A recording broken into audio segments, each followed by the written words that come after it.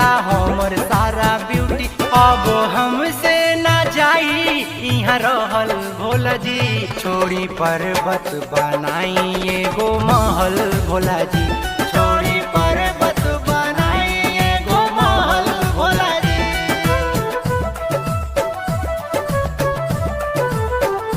छोड़ी पर्वत बनाई एगो महल Bhola ji. Music by Gaurav Roshan.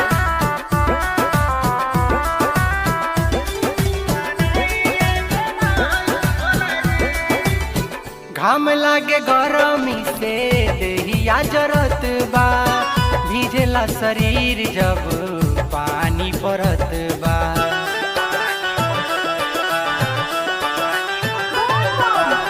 घाम लागे गरमी से देहिया जरत बा, भीजेला शरीर जब पानी पड़त बा। आइल बा कोरोना वायरस के नया बीमारी, सर्दिया जुकाम फीवर से हो ताटे भारी। रउआ मानी बात हमर ई कहल भोला जी, छोड़ी पर्वत बनाई एगो महल भोला जी, छोड़ी पर्वत बनाई एगो महल भोला जी।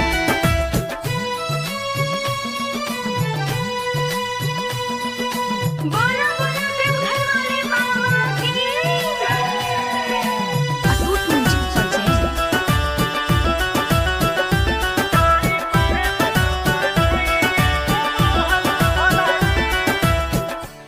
देश राजा राहुल इहे सोचता रे, कैसे के शिवाजी पत्थर पे रहता रे।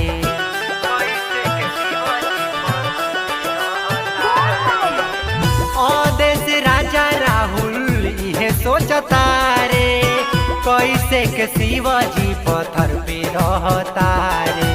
औघड़दानी हई सबके अरजी सुनीले, हमरो सुनली स्वामी जवन बतिया कहिले। नहीं जाई हमसे दुखावा ई सहल भोला जी, छोड़ी पर्वत बनाई एगो महल भोला जी, छोड़ी पर्वत बनाई एगो महल भोला जी।